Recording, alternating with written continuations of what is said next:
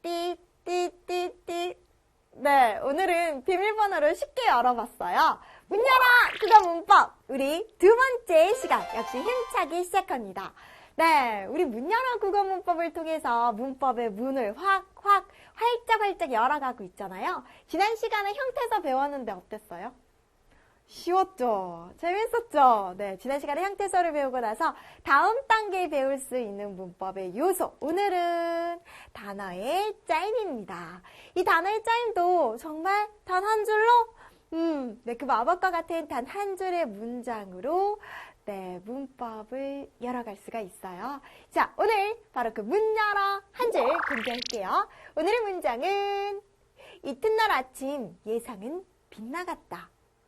여기에 이튿날 아침 빗나갔다. 이 세 단어를 주목해 주세요. 네, 이 세 단어가요. 오늘 배우는 단어의 짜임에 해당하는 단어의 예들입니다. 그 단어의 예들이 이 한 줄의 문장에 모두 들어있는 거죠. 이 단어들을 모두 넣어서 선생님이 문장을 애쓰고 만들었어요. 그쵸? 그래서 이 마법과 같은 문장이 탄생했으니까 이튿날 아침 예상은 빗나갔다. 이 문장을 통해서 오늘 단어의 짜임 확실하게 익혀드립니다. 자, 그럼 지금부터 시작해볼까요?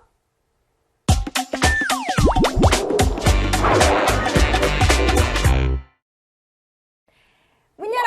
개념! 네, 개념을 정확하게 익혀야 또 문법을 잘할 수 있는 그 시작이 되겠죠? 자, 오늘은 단어의 짜임. 우리가 알고 있는 단어들을 다 떠올려 보세요. 그냥 쉬운 거부터 그냥 하늘 뭐 이런 거? 좋아. 그 다음에 또 봄바람 이런 거? 좋아요.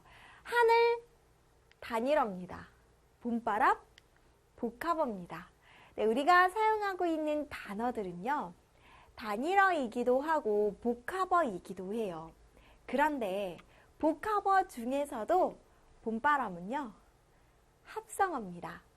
이렇게 복합어는 파생어와 합성어로 또 나눌 수가 있거든요. 지금은 이게 무슨 말인지 전혀 들어오지 않겠지만 차근차근 이제 단계를 밟아가다 보면 이 표가 한눈에 들어올 거예요.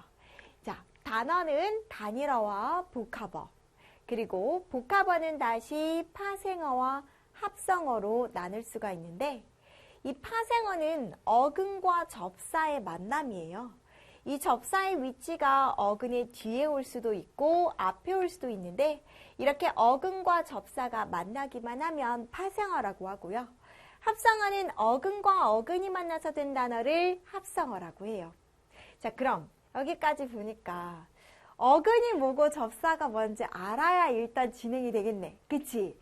자, 그러면 어근이라고 하는 건 우리가 지난 시간에 배웠던 형태소를 통해서 그 뜻을 짐작할 수 있습니다. 지난 시간에 실질적인 의미를 가지고 실질적인 의미가 있으면 실질 형태소, 문법적인 뜻만 담당하면 형식 형태소라고 배웠죠. 그쵸? 그 실질적인 의미가 있는 형태소를 어근이라고 해요. 아셨죠? 지난 시간에 배운 실질 형태소가 어근이에요. 지난 시간에 배운 실질 형태소가 어근이에요. 이제 그러면 어근은 이미 우리가 배운 거지. 그치? 그래도 접사만 알면 되겠네, 접사만. 그치? 접사는 혼자 쓸 수 없어요. 반드시 어근의 뒤에 오거나 어근의 앞에 옵니다. 결국 어근의 앞이나 뒤에서 그 뜻을 더해주는 말, 그 뜻을 제한하는 말을 접사라고 해요. 자, 그렇다면 우리 접사에는 어떤 것들이 있을까? 곡식은 곡식인데 햇곡식이라고 했어. 그러면 그치? 우리가 뭔 뜻이야? 아무 뜻도 없잖아요. 그쵸?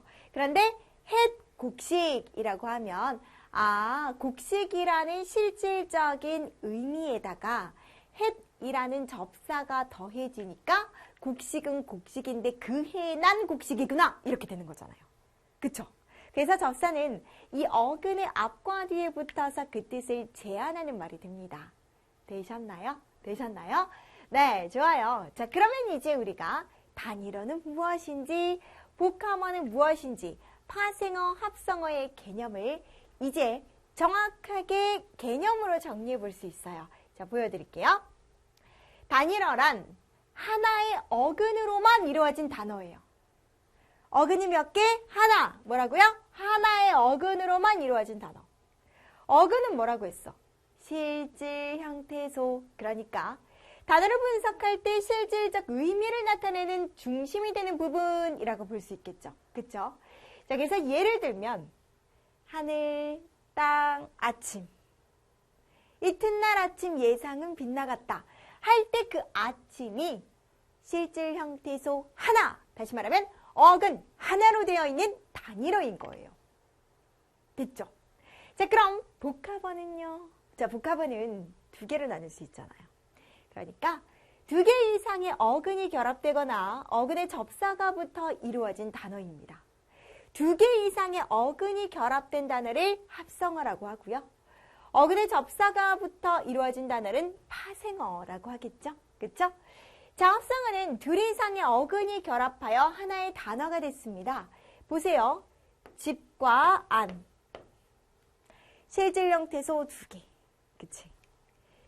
우리 이튿날 아침 예상은 빗나갔다 할 때 이튿날은요. 실질 형태소. 이틀이라는 형태소는 없잖아요. 이틀. 이라는 형태소랑 날이라는 실질 형태소랑 만났어.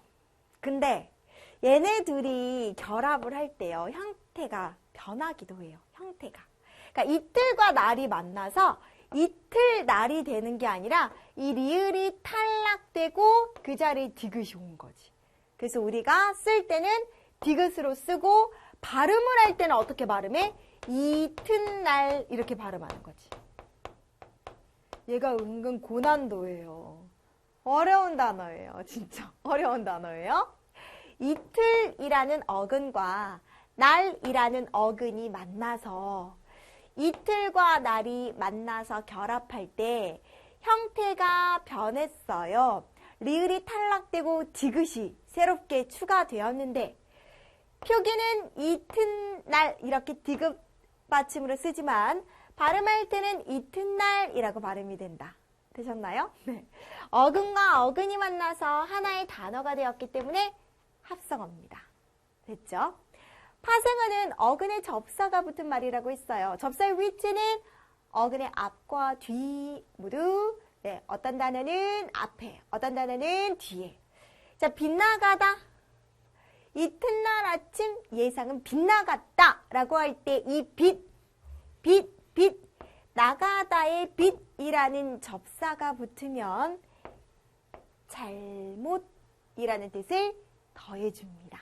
그쵸? 네, 그래서 접사와 어근이 만났기 때문에 빗나가다는 파생어라고 볼 수 있겠죠. 됐어요? 네. 우리가 사용하는 단어들의 짜임은 이렇습니다. 하나의 어근으로만 이루어지면 단일어. 그리고 둘 이상의 어근이 결합하게 되면 합성어. 어근과 접사가 결합하면 파생어인데 이런 합성어와 파생어를 복합어라고 한다. 그래서 단어의 짜임은 크게 단일어와 복합어, 복합어는 다시 합성어와 파생어로 나눌 수가 있는 거죠. 됐나요? 됐나요? 이튿날 아침 예상은 빗나갔다 해서 아침은 단일어, 이튿날은 합성어, 빗나가다는 파생어입니다. 됐죠? 자, 그럼 여기에서 파생어를 만들 때 어근의 접사가 붙는데 이 접사의 위치가 앞에 붙는 말도 있고 뒤에 붙는 말도 있다고 했잖아요. 그래서 이 접사의 종류를 한 번 더 자세하게 알아볼게요. 이름이 접사의 종류가 접두사가 있고 접미사가 있어. 네. 접두사는 어근 앞에 붙을 때, 접미사는 어근 뒤에 붙을 때 접미사라고 해요. 자, 근데 둘 다 어근의 앞이나 뒤에 붙어서 그 뜻을 더해주거든요. 그 뜻을 더해줘요. 그런데 접미사 같은 경우는 하나의 역할을 더해요. 그게 뭐냐면 품사를 바꾸기도 해요. 이건 접미사만 가능해요. 이따 어떤 예가 있는지 알려드릴게요. 자, 접두사. 짓누르다 할 때 짓. 헛고생할 때 헛. 치솟다 할 때 치. 이튿날 아침 예상은 빗나갔다 할 때 빛. 위치가 어근의 앞에 있기 때문에 어근의 앞에 붙어서 그 뜻을 제한해 주기 때문에 접두사입니다. 구경꾼 할 때 꾼, 덮개 할 때 개, 가난뱅이 할 때 뱅이는 위치가 어근의 뒤에 있기 때문에 전미사예요. 그쵸? 근데 품사를 바꾸는 역할을 하는 얘들은 이런 경우. 덥다. 그런데 이 덥다의 덥이라는 어근에다가 개라는 접사가 붙었더니 품사가 뭐로 바뀌었어? 얘는 용언이었는데 동사와 형용사를 용언이라고 하죠. 근데 덥게라고 개가 붙으니까 명사로 품사가 바뀌잖아요. 이렇게 전미사만 가능합니다. 품사를 바꾸게 할 수 있는 기능. 그쵸? 근데 뭐 전미사가 붙었다고 해서 모두 다 품사가 바뀌는 건 아니고요. 몇몇 단어들의 예에서 보인다고 보시면 돼요. 되셨나요? 네.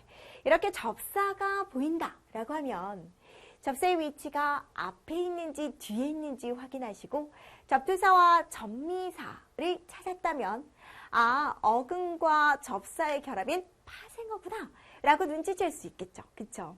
단일어는 오히려 찾기가 되게 쉬워요. 근데 합성어랑 파생어를 구분하기가 되게 어려워. 근데 그럴 때 접사를 쉽게 우리가 눈치를 채면 파생어를 구별할 수 있기 때문에 합성어와의 구별도 되게 쉬워져요.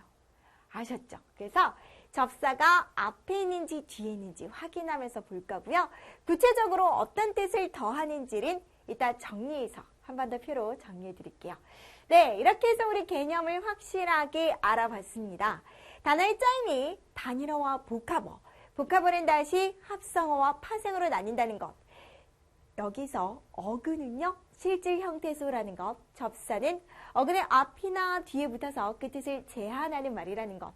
단일어는 어근이 하나, 복합어는 들 이상의 어근이 만나거나 어근의 접사가 붙은 말이라는 것. 이렇게 우리가 배운 단어들의 개념을 확실하게 익혀주시고요. 이제는 네, 확실한 정리 도와드릴게요.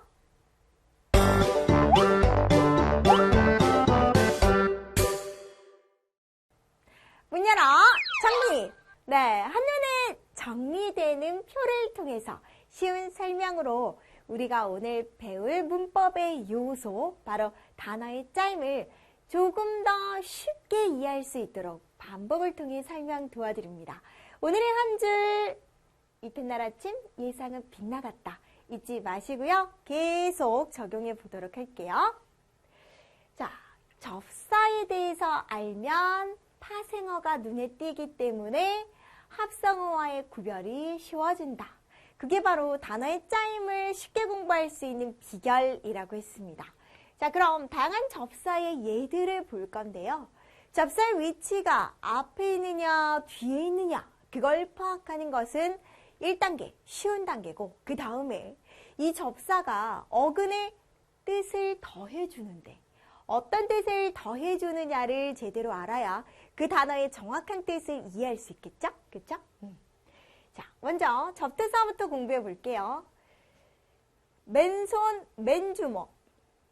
자, 여기에서 man, 남자예요? 아니잖아요. 그쵸? 얘는 man이라고 하면 아무런 뜻이 없어요. 그런데 손, 주먹이라는 어근의 앞에 오게 되면 다른 것이 없는 이라는 뜻을 더해줍니다. 신기하죠? 이게 바로 접사예요. 자, 살구라는 어근의 앞에 개라는 접사가 오게 되면 야생 상태에 라는 뜻을 더해줍니다. 고기는 고기인데 날고기라고 하면 익히지 않은 고기가 되는 거죠. 근데 여기서 잠깐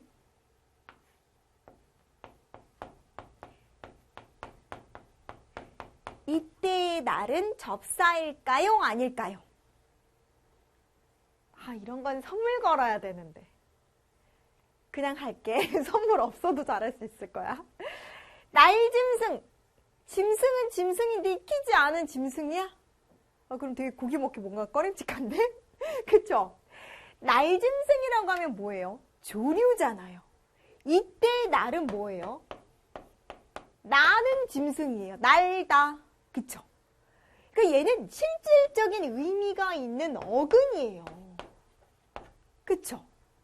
그러니까 날이라는 요 말이 어근으로 쓸 때도 있고 접사로 쓸 때도 있기 때문에 무엇과 결합했는지, 어떤 어근과 결합했는지를 보고 그 뜻을 정확하게 파악할 줄 알아야 됩니다. 무조건 날 얘는 무조건 익히지 않으니라는 뜻을 지닌 접사야. 이렇게 공부하시면 안 된다고요. 아셨죠? 특히 이 날짐승하고는 헷갈리게 해서 되게 잘 나와요. 그러니까 얘는 뭐야? 합성어지, 합성어. 어근과 어근이 만났으니까. 날짐승. 알겠죠? 고생은 고생인데 헛고생. 뭐 보람 없는 고생. 이란 뜻을 더해주고요. 네, 밥다, 집밥다 라고 하면 마구라는 뜻. 뒷얘기다, 함부로, 몹시 라는 뜻을 더해줍니다. 네, 햇과일이라고 하면 그 해에 난 과일. 치솟다 라고 하면 위로 향하게 솟다. 엿듣다 라고 하면 몰래 듣다 이란 뜻을 더해주게 되는 거죠. 또 한여름이라고 하면 한창인 여름, 한가운데라고 하면 정확한 가운데, 한시름이라고 하면 큰 시름, 새파랗다라고 하면 매우 짙고 선명하게 파랗다, 풋과일이라고 하면 덜 익은 사랑, 덜 익은 과일, 풋사랑이라고 하면 미숙한 사랑이 되겠죠. 알밤이라고 하면 껍질을 제거한 밤이 되고요. 돌배라고 하면 품질이 떨어지는 또는 야생애라는 뜻을 더해줍니다. 여기 나왔다. 이튿날 아침 예상은 빗나갔다. 할 때 빗나갔다는 접두사고 그냥 나가다가 아니라 이 나가에다가 빛이라는 접사가 만나서 잘못이라는 뜻을 더해줍니다. 자, 혼이불.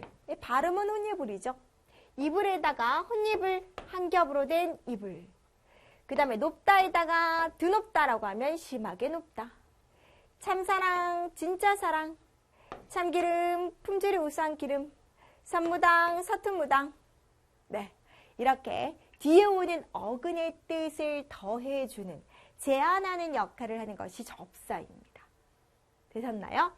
자, 그럼 접사가 이렇게 접두사만 있는 건 아니죠? 접미사의 예도 한번 볼까요?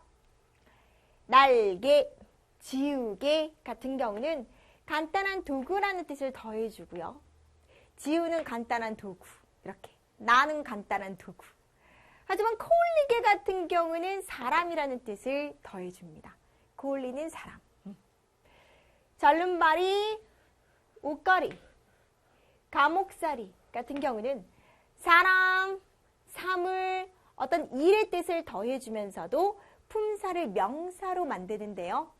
가까이 같은 경우는 품사를 부사로 만드는, 품사를 바꾸는 기능도 합니다. 바느질, 부채질, 그 도구를 가지고 하는 일이란 뜻을 더해줍니다. 바늘을 가지고 하는 일, 부채를 가지고 하는 일.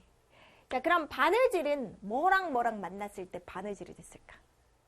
바느와 질이 만난 건 아니죠. 뭐랑? 바늘과 질이 만나서 바늘이라는 어근과 질이라는 접사가 만났는데 얘네들이 결합할 때 리을이 탈락된 거예요. 그래서 바느질이 된 거죠. 이렇게 어근과 어근 또는 어근과 접사가 결합할 때 형태가 변하기도 해요. 그쵸? 아까 이튿날처럼 몸매 할 때 매, 모양새, 실험꾼 할 때 꾼, 어떤 일을 전문적으로 하는 사람, 대장장이 할 때 장이, 어떤 기술을 가진 사람, 욕심쟁이 할 때 쟁이, 그러한 속성이나 특성을 가진 사람이란 뜻을 더해줍니다. 욕심 많은 특성을 가진 사람이란 뜻이 되겠죠. 그쵸?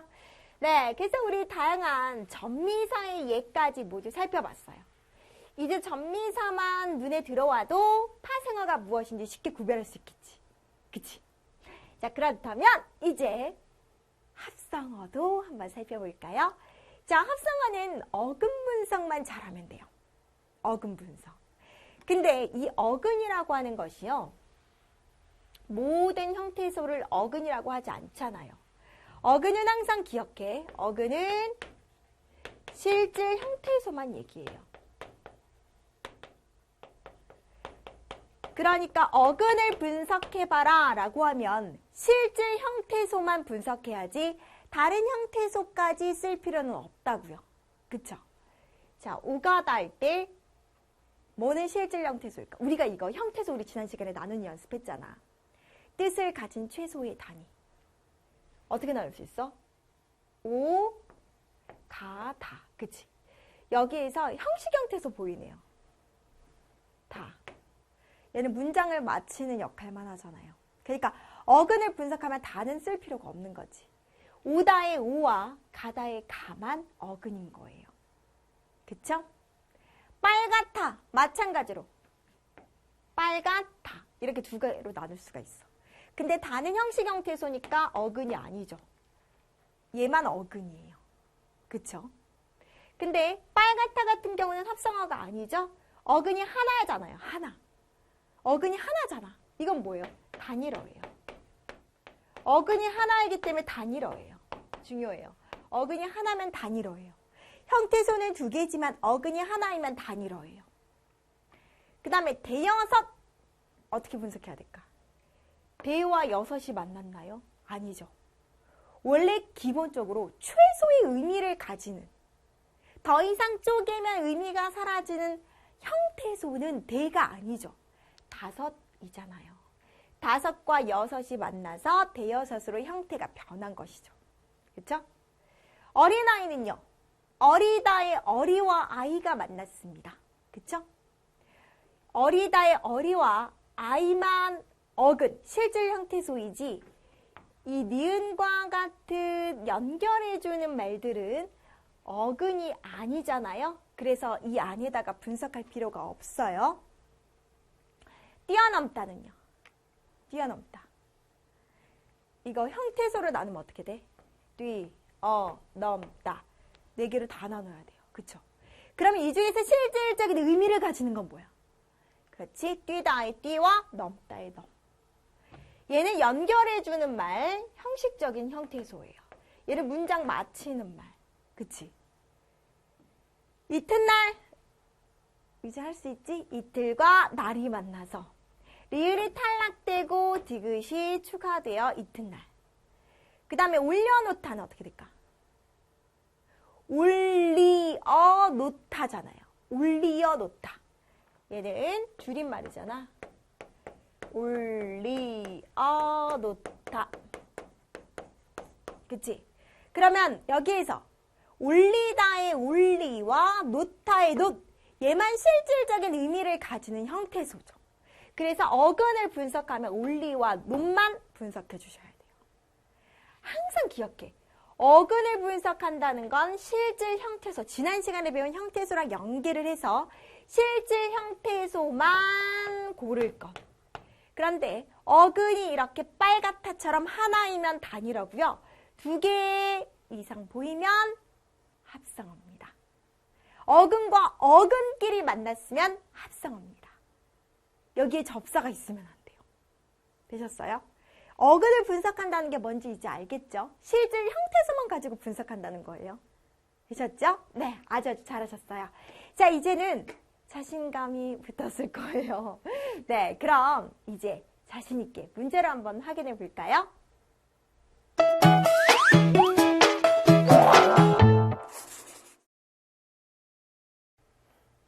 네, 오늘 배운 내용들 다양한 문제를 통해서 한 번 더 다양하게 익혀보도록 할게요. 자, 문 열어! 마지막 문제 단계입니다. 지금부터 일상기 누르시고 한번 풀어보세요. 시작! 자, 어근을 분석해서 쓰시오. 쉬웠죠? 네, 어근을 분석하라고 할 때는 실질 형태소만 고르셔야 됩니다. 밤과 낮 모두 다 실질 형태소네요. 그쵸? 검북다에서는 다는 형식 형태소니까 쓰면 안 되죠. 검다의 검과 북다의 북 이 두 가지만. 돌다리는 돌과 다리, 대여섯은 다섯과 여섯으로 나눠줘야 됩니다. 5과 6이 만나서 형태가 변한 예가 되겠죠? 잘하셨고요. 5번. 다음 설명 중 알맞지 않은 것을 고르라고 했어요. 둘 이상의 어근이 결합된 단어, 합성어. 하나의 어근으로 이루어진단 말, 네, 단일어. 하나의 어근의 접사가 결합됐으면 복합어가 아니라 파생어. 정답 3번이네요. 단어에서 실질적인 의미를 나타내는 실질 형태소, 네, 어근입니다. 어근에부터 그 뜻을 제한하거나 다른 뜻을 덧붙이는 부분을 접사라고 합니다. 나머지 모두 잘했네요. 정답 3번. 다음 중 단일어로만 묶인 것을 고르시오 라고 했어요. 자, 단일어는 어근이 하나. 하나의 어근. 강. 얼굴은 얼과 굴로 나눠버리면 뜻이 사라져버립니다. 고랑 기로 나눠버리면 안 돼요. 고양이 나눠버리면 안 돼요. 모두 다 단일어네요. 그쵸? 입을 맨손 책가방 겁쟁이, 어머, 접사 보이네. 그치? 어근과 어근. 어근과 어근 쭉, 그죠? 앞과 집, 물과 병, 팔과 다리, 꽃과 송이, 그쵸? 그 다음, 책과 갑. 날개 할 때 개 접사 보이나요? 핵과 일 접사 보여요. 그쵸? 이튿날, 이틀과 날, 헛개침 접사 보이죠? 풀사랑 접사 보이죠? 심부름꾼 접사 보이네요. 그래서 단일어로만 묶인 것은 정답 1번이 되겠습니다. 그 다음 7번. 다음 중 접사와 어근으로만 이루어진 단어가 아닌 것은, 그러면 뭐가 아닌 것은? 접사와 어근으로만 이루어진 단어를 뭐라 그래? 파생어라고 하지? 그럼 파생어가 아닌 것. 아닌 것. 자, 개살구, 사냥꾼. 맛아들 할 때 맛은 맞을 뜻을 더해주는 접사입니다. 덧줘보리 할 때 덧, 그쵸? 한 겹 더 입힌 이란 뜻을 더해줍니다. 하지만 날짐승할 때 날은 난다, 날다 라는 의미를 지닌 실질적인 의미를 지닌 어근입니다. 그러므로 파생어가 아니죠. 합성어라고 했죠. 이거 헷갈리지 말라고 얘기했어요. 하지만 날고기 할 때 날은 접사가 되는 거지. 그치?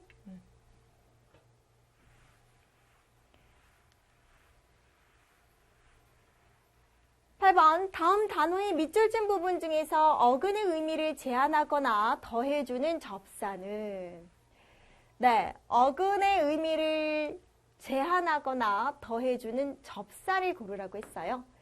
자, 넓이 할 때 얘는 어근입니다. 알밤할 때 밤, 어근이죠. 밤남 할 때 밤도 어근입니다.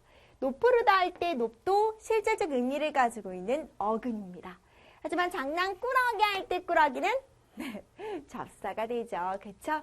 그래서 장난치는 속성을 가지고 있는, 장난을 잘 치는 이란 뜻을 더해주는 접사가 됩니다. 꾸러기. 전미사가 되겠죠? 그리고 다음 중 단어 형성법이 다른 하나를 고르라고 했어요. 자, 여기 보면 단어 형성법이 다른 하나를 고르라고 하면 단어 형성법은 우리가 크게 어떻게 볼 수 있어? 단일어와 복합어. 이렇게 둘로 나눌 수도 있고, 모두 다 복합어라면 합성어와 파생어. 그치? 자, 덮개 할 때 개, 놀이할 때 이, 엿들다 할 때 엿, 풋고추 할 때 풋, 모두 접사네요. 파생어인데요. 산과 나물은 모두 다 어근과 어근이 만났습니다. 그렇기 때문에 합성어가 됩니다. 그러니까 모두 1번부터 5번까지 모두 다 복합어였는데요. 몇 번만, 4번만 합성어고 나머지는 다 파생어였네요. 그래서 정답 몇 번? 네, 4번입니다. 자, 그 다음 10번. 네, 다음 중 단어 형성 과정이 잘못된 것을 고르세요 라고 했어요. 자, 불과 삽이 만나서요. 이 리을이 탈락됐어요. 바느질하고 똑같죠. 바늘과 질이 만나서 리을 탈락된 것처럼. 그래서 부사합이 됐어요. 하나와 둘이 만나서 한두가 됐어요. 이틀과 날이 만나서 리을 탈락되고 디귿 들어가서 이튿날.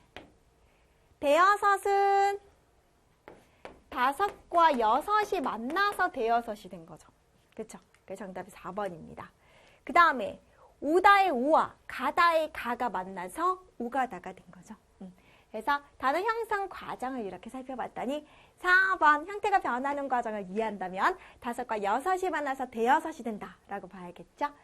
네, 이렇게 해서 우리 10번까지 모든 문제 다 풀어봤습니다. 네, 문제까지 풀어보니까 이제 확실하게 응용할 수 있게 되었죠. 이제는 역시 한 줄로 복습 한번 더 도와드릴게요.